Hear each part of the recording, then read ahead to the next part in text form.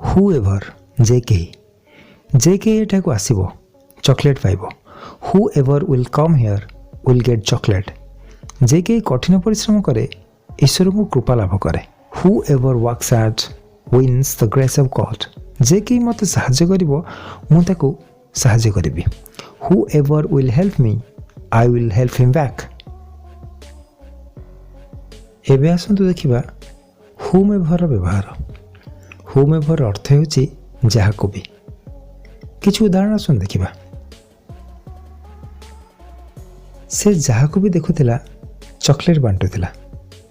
He distributed chocolates whomever he met। जाहाको भी देखो पाठ पढुछंती। whomever you see are studying। जाहाको भी देखो बाइक पर बसंती। whomever you see are on their bikes। तेणु whomever और whoever दुईटी बहुत सुंदर शब्द इंग्राजी रो। whoever अर्थ हेउची जे के, whomever अर्थ हेउची जाहाको भी।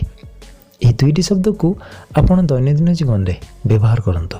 देखिबे आपणकर इंग्राजी सुंदर होइछबो।